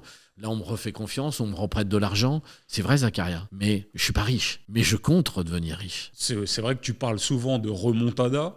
Oui. Et donc, la partie réseaux sociaux, puisque les gens se posent pas mal de questions sur les réseaux sociaux. Qu'est-ce qu'à bientôt 60 ans, avec une vie comme la sienne, Laurent Fernandez, il vient faire sur les réseaux? Donc, ça fait partie de ta stratégie de communication. Oui, mais moi je mens pas. Tous ceux qui sont sur les réseaux sociaux m'ont aidé à retrouver des concessionnaires, m'ont redonné à trouver des pièces détachées, m'ont redonné du réseau. C'est grâce à eux, parce qu'elle a des anciens clients, je peux pas les prendre. Quand on dit qu'un homme ne peut pas changer, on peut changer. Et c'est là-dessus qu'on va passer sur les questions des abonnés. La première question, du coup, c'est tu nous décris un groupe avec des sociétés, mais on te voit toujours seul ou éventuellement avec ta compagne. Est-ce que tu peux nous présenter tes équipes, faire le tour de Je l'ai tes déjà bureaux? fait sur Sultan TV, excuse-moi de te balancer quelque chose, mais il n'y a pas de problème, vous venez quand vous voulez. Moi, il y a une fiducie, je sous-traite tout. Il faut que vous compreniez que liberté, aujourd'hui, c'est quoi? Quand on veut fonctionner intelligemment, c'est pas que les réseaux sociaux, il faut aller faire du porte-à-porte. Je peux pas être au champ et au moulin. Donc, qu'est-ce que j'ai décidé? J'ai décidé de splitter. Je reste 10 jours en Slovaquie. Pendant 10 jours, je fais 4 clients le matin, 4 clients l'après-midi. Ils voient mon avocat, Maître Buzek. Ils voient Marianne, mon expert KPMG. Ils voient Christian, mon fiscaliste. Ils voient Sylvia, mon expert comptable. Ils voient bien entendu mon notaire. Donc j'ai aucun problème. Voilà. Maintenant, dire à des clients qui viennent pour réduire de la fiscalité, trouve-moi quelqu'un qui va se mettre devant tous les réseaux sociaux et à la télé pour dire je voudrais éluder un petit peu et faire réduire de l'optimisation fiscale. Trouve-moi un seul Français qui a de l'argent et qui dit j'ai les couilles de venir à la télé pour faire de l'optimisation fiscale. Alors réponds à ce con, est-ce que demain t'es riche, est-ce que tu viens faire de l'optimisation fiscale et te faire filmer? Il va dire non. C'est très simple. Alors, de toute façon, tu regardes sur Google, on les trouve mes bureaux. Vas-y, deuxième. Tu parles de yacht, de la Rolls, de la villa. C'est ce qu'on voit beaucoup sur ton compte Instagram, sur ton compte TikTok. Comme une garantie, un collatéral dans plusieurs business. Comment c'est possible d'apporter tout ça en garantie à plusieurs personnes en même temps? Alors lui, il est vraiment très con. Hein. Le hater, là, il est vraiment très con. Alors première chose, j'ai créé plusieurs structures. J'ai des gens avec moi. Comment tu sors de l'argent? Du chapeau magique. Donc je mets une structure. Dans une première structure, tu as une garantie. Dans une deuxième, une troisième, une quatrième, une cinquième. C'est-à-dire que si toi demain, moi j'avais besoin, je suis rentré dans un fonds d'investissement. On le sait tous. Donc j'y ai mis de l'argent à moi, mais très peu. Beaucoup de parts de mes sociétés parce qu'il y a du capital et que ça tourne. Et il a fallu que je convainc mes associés. Donc on l'a mis. Maintenant, j'ai des choses qui sont personnelles. J'ai une Rolls. Il y en a trop au monde. Il me dit 1, 1, 2, 2. Mais ils n'ont pas compris, c'est comme ça. Voilà. Une overdose, c'est marqué sur Google, ça ne peut pas se tromper. C'est pas une voiture personnelle. Elle est au nom de ma société. Mais elle n'a pas de crédit. Mais elle appartient au nom d'une société. Je me suis aperçu que les gens riches sont moins cons, ils mettent rien à leur nom. Que si demain ça va pas, ça appartient au nom de la société. Donc j'ai suivi le même processus avec ça. Peu importe que je suis associé avec Zoro ou la tante à Jules, ce que je donne en garantie est sans gage et sans rien. Il se fait devant notaire et avocat. C'est-à-dire que, par exemple, cette structure à la Rolls, deuxième structure à la Ranch, troisième elle a le bateau, quatrième elle a la villa. J'ai amené 3 millions de garantie pour 1 500 000. Et je donnais 400 000 euros, t'as bien entendu, de profit. J'ai dit, pourquoi? Parce que je rentre encore dans une histoire fantastique. Tout le monde m'a dit, c'est quoi? Il suffit de regarder, Zakaria, les news à la télé pour comprendre que les opportunités, les niches sont devant vous. Il faut réfléchir. Il faut arrêter d'être un mouton de panurge. Parce qu'en France, quand tu leur dis tu fais 5 activités, c'est pas vrai. La bande de cons, moi je me lève à 5h du matin, je suis désolé de parler en creux parce qu'il y a des gens très intelligents et des chefs d'entreprise et puis il y a tous les branleurs que je vois. Et moi, 5h du matin, je suis pas en train de faire dodo avec maman. Moi, je suis en train de faire des mails. Et puis à 8h, j'arrête ma deuxième activité. Et puis je passe à ma deuxième, et à ma troisième, et à ma quatrième. J'ai 5 activités, Zakaria. La première, vente de société, d'accord, à travers Centurion Fiscal Pro. C'est-à-dire la fiducie, je viens de parler. Ensuite, j'ai Centurion Motor Oil Repas, ce que je viens de te dire que je fais toujours. Ensuite, on a Titan Motor Oil. Ça, c'est que pour la partie agriculture et aéronautique, pour l'Afrique. Ensuite, on a Centurion EcoGreen. C'est quoi Centurion EcoGreen? C'est tout ce qui est déchets. Alors, je commence, c'est petit. Si tu préfères, je récupère tous les déchets dans les hôpitaux et je les fais retraiter ailleurs. Et puis, on a aujourd'hui le fonds Valeur Finance. Alors, qu'est-ce qui se passe? J'ai besoin d'argent pour faire des coups. Et puis là, je tombe sur une opportunité de dingue. C'est la guerre. Il y a des batteries. Il y a des pays en Europe qui fabriquent des batteries pour l'armée. Et puis, là, ça va se calmer. Bon, je pense que ça va se calmer en Ukraine. Je me suis dit, il y a une opportunité. Et j'ai un de mes copains qui est dans la pièce détachée, qui me dit, tiens, il y a ça, il y a ça. Et je regarde, je suis putain. Donc, je vais créer Centurion Énergie. Et je vais vendre des batteries. Je vais devenir leader européen de la batterie. Tout le monde a rigolé, je vais être moins cher que les Chinois. Tu cherches à lever des fonds. Évidemment, c'est pas pour autre chose. Justement, qui pose la question, un abonné qui demande pourquoi, plutôt que d'essayer de lever les fonds, de lever des fonds auprès de particuliers ou autres, tu mets pas, par exemple, la maison que tu apportes en garantie. Alors là, il est encore très con. Pour faire Un crédit hypothécaire. Alors, je ne suis pas fiscalement français. Je n'ai pas de compte en France. Je n'ai pas d'activité française. Et la société appartient à l'étranger. C'est-à-dire que pour avoir ça, une banque française ne te suivra pas parce qu'il faut une société étrangère. Et on va dire, monsieur, elle est dans un quoi ? Elle est dans un fonds avec une SPV. C'est-à-dire qu'elle est enregistrée tout à fait légalement en France auprès du centre des impôts, mais elle n'est pas à mon nom. C'est pour ça aussi que tu ne peux pas t'adresser aux banques. Ah non, mais je ne suis pas en France. Tes investissements. Le banquier, il va me dire ça. Deuxièmement, je vous rappelle que j'ai monté ma boîte au fin février, début mars. Donc j'attends les bilans de Centurion Motorola Europa. Alors on me dit, oui, mais il n'a pas fait d'argent. Mais non, parce que j'ai acheté une coquille, comme je fais pour mes clients. Donc je viens seulement de la mettre en route. Bon, moi, je ne vends pas du rêve. Voilà. Donc aujourd'hui, je rentre dans un fonds parce qu'ils vont placer de l'argent. De l'autre côté, il y a ceux qui en volent, mais ils viennent avec des garanties et 30%. Et de l'autre côté, ils placent leur argent. C'est pour ça que je suis là. Moi, je suis un homme d'opportunité, mais plus d'exotisme. Parce que les années ont changé, parce que je suis père de famille et que je voulais même pas faire cette émission parce que pour mes enfants. Parce que j'ai honte. J'ai honte, Zakaria. Moi, je suis pas honte. Aujourd'hui, tu regrettes ? Qu'est-ce que tu regrettes au final dans tout ce que tu regrette d'avoir aujourd'hui ? Je regrette pas ma vie, je regrette juste un choix de vie d'avoir fait cette connerie avec le mandataire judiciaire. Et du coup, la fameuse question, si c'était à refaire, non. Tu ferais aujourd'hui ou pas ?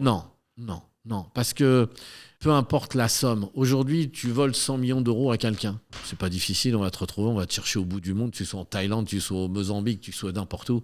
Il y a les caméras faciales. Et puis, je veux dire, cette souffrance, le jeu n'en vaut pas la chandelle. Moi, je suis venu aujourd'hui m'expliquer, je me mets en danger. Faut que tu te dire, en venant chez toi, je me mets en danger parce que ça remonte mon passé, pour certains qui ne me connaissent pas. Bon, les 15 premiers groupes automobiles avec qui je travaille, dont je dirais les noms en Europe, me font confiance et je le sais que ça ne changera pas. Maintenant, des gens qui me connaissent de près ou de loin, il n'y a pas de souci. Dans tous les pays de l'Est, ils s'en foutent parce qu'ils disent ça ne serait même pas arrivé chez nous. Tu te mets en danger, mais c'est aussi tout à ton honneur, puisqu'il y a des, je sais pas si il y a des articles qui traînent à droite à gauche, il y a beaucoup de et alors, rumeurs. Il n'y en a aucun qui avait mis ma tête. Pascal Laurent Fernandez, il n'y avait pas ma gueule. On avait fait une demande. Et aujourd'hui, j'ai un avocat, Antoine, que j'ai parlé sur les réseaux sociaux, qui est très important, qu'on a vu sur BFM. Oui. Il m'a dit, je peux gagner contre contre Google, contre tout le reste. Et il m'a dit, tous ceux qui t'écrivent là, les haters, je les fous au tribunal. Parce que c'est ce qu'on appelle... à l'oubli, tu sais, c'est pour... il a raison, mais j'ai décidé de porter mes couilles et de venir chez toi, parce que c'est une première émission, parce que tu me l'as dit. Bon, tu m'as chauffé quand même, j'en ai pris un peu plein la tête, mais voilà. Et là, on peut mettre ta machine et vas-y. Effectivement, continue. Merci d'avoir eu le cran. On va aller jusqu'au bout, on va passer au détecteur de mensonges. Si tu es prêt pour ça, tu m'as dit que oui. Ouais. Donc allons-y, on va accueillir Carla, qui va t'installer donc le matériel et ensuite je te poserai toutes les questions.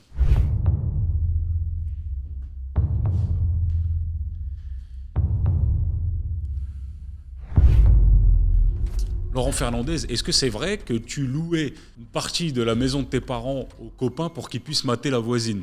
Oui, c'est vrai, totalement. Laurent Fernandez, est-ce que c'est vrai qu'à un moment donné, tu as racheté l'une des voitures d'Al Capone ? Oui. Cadillac 1931. Laurent Fernandez, est-ce que ta montre, c'est une vraie montre ? Oui, c'est une vraie montre. Laurent Fernandez, est-ce que tu regrettes d'avoir fait des choses illégales dans ta vie ? Oui. Vraiment. Laurent Fernandez, est-ce que tu as derrière la tête prévu d'arnaquer ou d'escroquer les gens sur les réseaux sociaux ? Non, aucun. Faire du business, oui. Laurent Fernandez, est-ce que tu as prévu de nous vendre une formation pour devenir commercial ? Non. Laurent Fernandez, est-ce que tout ce que tu fais aujourd'hui, la remontada comme tu l'appelles, tu fais pas ça pour les femmes ? Pour moi et pour les femmes.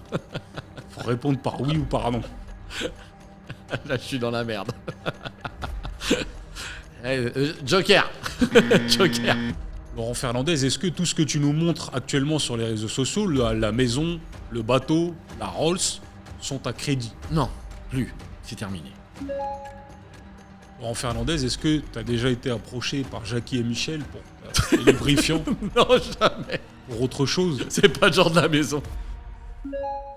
Laurent Fernandez, est-ce que tu as failli racheter Quick ? Non. Alors cette question, c'est pour un prochain invité. Je me suis trompé dans mon script.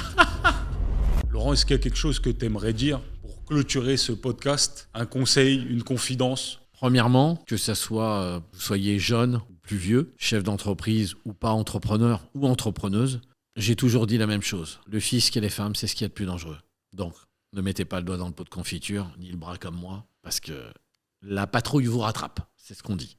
Et c'est réel. Ensuite, deuxième chose, écoutez, j'espère qu'on va faire des millions de vues, que je ne dois pas qu'on ne botte pas le cul du fonds d'investissement et qu'on fasse de l'argent intelligemment. Il y a des réseaux sociaux, il y a, j'espère que longue vie à ton émission. Je ne fais pas de formation. Par contre, ce que je risque de faire, c'est... tu vas avoir la primeur. Le but de l'opération, c'est de venir à peu près avec 200 chefs d'entreprise, de louer à Monaco ou à Monte-Carlo le casino, ou louer dans un endroit totalement atypique, pendant 2 jours, de faire rencontrer tous les gens que je connais, que ce soit des notaires, des avocats, des fiscalistes, mais aussi des banques, des subrogations, etc. Et de les mettre tous ensemble. C'est-à-dire que ça ne sera pas un club. J'organiserai un événement. Bien entendu, il y aura 200 personnes à 10 000 € et je ferai venir des très grands.